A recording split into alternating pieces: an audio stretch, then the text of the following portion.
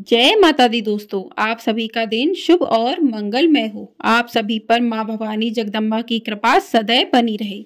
आज की वीडियो में आप सुनेंगे गुप्त नवरात्रि के चौथे दिन माँ भुवनेश्वरी देवी की कथा। गुप्त नवरात्रि में साधक माँ भगवती के 9 रूपों के साथ ही 10 महाविद्याओं की भी पूजा करते हैं। खास तौर पर जो लोग तंत्र साधना करते हैं वे गोपनीय तरीके से गुप्त नवरात्रि में 10 महाविद्याओं की पूजा करते हैं और गुप्त नवरात्रि के चौथे दिन महाविद्या भुवनेश्वरी की पूजा की जाती है। माँ भुवनेश्वरी 10 महाविद्याओं में चतुर्थ स्वरूप विद्या मानी जाती हैं। माँ भुवनेश्वरी को तीनों लोकों की ईश्वरी माना जाता है।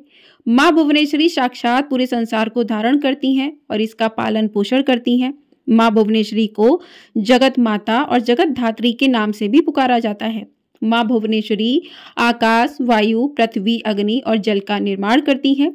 शास्त्रों में माँ भुवनेश्वरी को मूल प्रकृति कहते हैं। शास्त्रों में वर्णन मिलता है कि माँ भुवनेश्वरी भगवान शिव के वाम भाग में सदैव विराजमान रहती हैं और इनकी पूजा करने से अपार ऐश्वर्य की प्राप्ति होती है। जीवन की सभी समस्याएं दूर हो जाती हैं। माँ भुवनेश्वरी की पूजा करने वाले भक्तों की सभी मनोकामनाएं बहुत ही शीघ्र पूरी हो जाती हैं। माँ भुवनेश्वरी को शक्ति और सृष्टि कर्म में महालक्ष्मी स्वरूप माना जाता है। आदिशक्ति भगवती माँ भुवनेश्वरी भगवान शिव की सभी लीलाओं में उनकी सहचरी हैं, सदा उनके साथ साथ रहती हैं। माँ भुवनेश्वरी का स्वरूप बहुत ही सौम्य है। इनके समस्त अंग कांति से परिपूर्ण हैं। ये अपनी सभी भक्तों को अभय और समस्त सिद्धियां प्रदान करती हैं। देवी पुराण में बताया गया है कि मूल प्रकृति का दूसरा नाम भुवनेश्वरी है। माँ भुवनेश्वरी के श्री अंगों से प्रातः काल के सूर्य के समान आभा निकलती रहती है। माँ अपने मस्तक पर चंद्रमा का मुकुट धारण करती हैं। इनके 3 नेत्र हैं और इनके मुख पर हमेशा मुस्कान छाई रहती है। माँ भुवनेश्वरी देवी के भुजाओं में पाश, अंकुश, वरद तथा अभय मुद्रा विराजमान रहती है। तो इस प्रकार से माँ का स्वरूप था। अब बात करते हैं माँ की पूजा किस प्रकार से करनी चाहिए। तो गुप्त नवरात्रि के चौथे दिन माँ भुवनेश्वरी की पूजा के लिए सबसे पहले स्नान आदि कर लें, साफ स्वच्छ वस्त्र धारण करें और इस दिन जो है लाल या फिर हरे और नारंगी रंग के वस्त्रों का प्रयोग कर सकते हैं। आप किसी एकांत कमरे में या अपने घर के पूजा कक्ष में पूरब दिशा की ओर मुंह करके बैठ जाएं और पूजा करने के लिए हमेशा पहले ऊनी आसन का प्रयोग करना चाहिए। तो आसन बिछा लें, उस पर बैठें। अब अपने सामने एक लकड़ी की चौकी रखें, उस पर साफ वस्त्र बिछाएं, गंगा जल छिड़क लें। अब उस पर एक प्लेट रखें, उस पर रोली से त्रिकोण का निर्माण करें। अब इस त्रिकोण से अखंडित अक्षत से भर दें। अब इन अक्षतों पर सिद्ध प्राण प्रतिष्ठा युक्त भुवनेश्वरी यंत्र की स्थापना करें। भुवनेश्वरी यंत्र के समक्ष अक्षत की 10 ढेरियां बनाएं और इन 10 ढेरियों के ऊपर क्रमशः एक लघु नारियल स्थापित करें। अब इन सभी लघु नारियल पर क्रमशः रोली का तिलक लगाएं। इनके बाद भुवनेश्वरी यंत्र के समक्ष शुद्ध घी का दीपक प्रज्वलित करें और यंत्र का पूजन करें, फिर ध्यान करें। अब दोनों हाथ जोड़कर माँ भुवनेश्वरी का सच्चे मन से ध्यान करके धूप, दीप, अक्षत, पुष्प आदि से पूजा करें। फिर भुवनेश्वरी महाविद्या मंत्र का जाप करें। जाप है ओम देवी भुवनेश्वराय नमः। इस मंत्र का आप जाप कर सकते हैं। मंत्र का जाप जो है हमेशा जो है आप सफेद हकीक की माला से ही करना चाहिए। यदि आप मंत्र का जाप नहीं कर पा रहे हैं तो आप केवल सच्चे मन से माँ भगवती से, महाविद्या माँ भुवनेश्वरी से प्रार्थना करके उनसे अपनी मनोकामना पूर्ति के लिए प्रार्थना कर सकते हैं, उनका ध्यान कर सकते हैं। अगर आप चाहें तो माँ भुवनेश्वरी की पूजा किसी शिव मंदिर में जाकर भी कर सकते हैं। इसके लिए सबसे पहले किसी भी शिव मंदिर में जाकर षोडशोपचार द्वारा माँ भगवती भुवनेश्वरी का पूजन करें। अब गाय के घी का दीपक जलाएं, कपूर जलाकर धूप दीप जलाएं। माँ भुवनेश्वरी को सफेद पुष्प, चंदन, अक्षत और इत्र अर्पित करें। दूध और शहद अर्पित करें। साथ ही माँ भुवनेश्वरी को मावे या मावे से बनी मिठाई का भोग लगाएं। माँ भुवनेश्वरी की पूजा संपन्न करने के बाद माँ को चढ़ाए गए भोग को किसी भी सुहागिन महिलाओं को आप दे सकते हैं और अगर ऐसा करना संभव ना हो तो आप माँ पार्वती जी के चरणों में भी इस प्रसाद को अर्पित कर सकते हैं। यदि आप ऐश्वर्य प्राप्त करना चाहते हैं तो माँ भुवनेश्वरी पर रात रानी का इत्र अर्पित करें। पारिवारिक समस्या को दूर करने के लिए माँ भुवनेश्वरी को 12 सफेद पुष्प अर्पित करें। यदि आपकी कोई विशेष मनोकामना है तो उसकी अगर आप पूर्ति चाहते हैं तो माँ भुवनेश्वरी पर चढ़े हुए अक्षतों को आप अपने घर में लाकर किसी सुरक्षित स्थान पर उसको रख दें, छुपा दें। मनोकामना पूर्ति होने के बाद उन अक्षतों का आप विसर्जन कर दें। माँ भुवनेश्वरी की पूजा में कुछ बातों का भी ध्यान रखना है आपको। महाविद्या माँ भुवनेश्वरी की उपासना करने के लिए उपासक को सिद्ध प्राण प्रतिष्ठित भुवनेश्वरी यंत्र, सफेद हकीक या रुद्राक्ष की माला, 10 लघु नारियल, ये 3 चीजें होना अति आवश्यक है। लघु नारियल का वास्तुशास्त्र में विशेष महत्व बताया गया है। दरअसल जो छोटे नारियल होते हैं उन्हें ही लघु नारियल कहते हैं। लघु नारियल को पूजा घर में रखना बहुत शुभ माना जाता है। लघु नारियल की पूजा करने से घर में धन संबंधी समस्याएं दूर हो जाती हैं। माँ भुवनेश्वरी की साधना हमेशा सुबह 4 से 6 के बीच में या रात को 10:15 बजे के बाद ही करनी चाहिए। माँ की पूजा करने के बाद भुवनेश्वरी कवच का पाठ करना भी चाहिए अवश्य। माँ भुवनेश्वरी की यह साधना 11 दिनों तक चलती है। जो तांत्रिक लोग होते हैं उनके लिए ये नियम है, लेकिन जो लोग केवल गुप्त नवरात्रि के बहुत ही सरल आसान विधि से व्रत करते हैं तो उन्हें केवल सरल विधि से माँ भुवनेश्वरी की पूजा बाकी दिनों की तरह ही करनी चाहिए। ये विधि जो थी वो तांत्रिकों के लिए थी।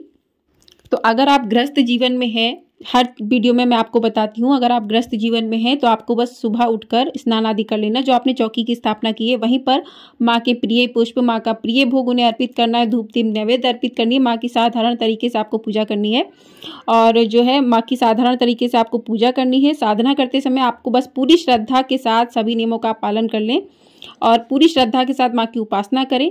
इस तरीके से आप माँ का पूजन कर सकते हैं। बस आपको गुप्त रखना है, जो भी पूजा है आपकी गुप्त रहेगी तभी वो पूजा सफल होगी। तो इस तरीके से जो है आप कर सकते हैं। और भुवनेश्वरी यंत्र अगर आपको मिल जाए तो आप अपने घर के मंदिर या तिजोरी में रख दें, लाल रंग के वस्त्र में बांधकर 1 साल के लिए। तो इससे जो भी मनोकामना है वो पूरी हो जाती है। तो इस प्रकार से माँ का पूजन करें। पूजन करने के बाद जो है हाथ में थोड़े से पुष्प लेकर माँ की कथा को सुने। तो चलिए कथा प्रारंभ करते हैं। पौराणिक कथा के अनुसार काल की शुरुआत में ब्रह्मा, विष्णु और रुद्र जगत की संरचना प्रारंभ कर रहे थे। एक उड़ता हुआ रथ उनके सामने आया और एक आवाज ने उन्हें रथ में बैठने का आदेश दिया। जैसे ही त्रिदेव रथ में बैठे, यह मन की गति से उड़ने लगा और उन्हें एक अजीब से स्थान पर लेकर गया। यह स्थान असल में रत्नों का द्वीप था, जिसके चारों तरफ अमृत का सागर और मनमोहक आकर्षण जंगल थे। जैसे ही त्रिदेव रथ के बाहर उतरे, वह स्त्री स्वरूप में बदल गए। उन्होंने उस द्वीप का अच्छी तरह मुआयना किया। वहां उन्हें एक शहर मिला। उस शहर के चारों तरफ सुरक्षा की 9 परतें थीं और इस शहर की सुरक्षा उग्र स्वभाव के भैरव क्षेत्रपाल, मातृका और दिग्पाल कर रहे थे। जैसे ही वह शहर के अंदर गए, शहर का सौंदर्य और विकास देखकर मंत्र मुग्ध हो गए। आखिरकार वे शहर के अंदर स्थित मुख्य राजमहल में पहुंचे, जिसका नाम चिंतामणि गृह था और जिसकी सुरक्षा योगिनियां कर रही थी। वह शहर त्रिपुर था, देवी भुवनेश्वरी की राजधानी, जो मणिद्वीप की रानी है। जैसे ही त्रिदेव महल के अंदर घुसे, उन्हें देवी भुवनेश्वरी के दर्शन हुए। उनकी छटा लाल रंग की थी, उनकी 3 आंखें, 4 हाथ थे तथा उन्होंने लाल रंग के आभूषण पहने हुए थे। उनके शरीर पर लाल चंदन का लेप लगा हुआ था तथा उन्होंने लाल कमल की माला पहनी थी। बाएं हाथ में उन्होंने अंकुश पाश पकड़ा था। दाहिने हाथ में वो अभय और वरदा मुद्रा दिखा रही थी। उनका मुकुट अर्धचंद्र रूपी मणि द्वारा सुसज्जित था। वह त्र्यंबकम भैरव की बाईं गोद में बैठी थी, जो श्वेत वर्ण के थे।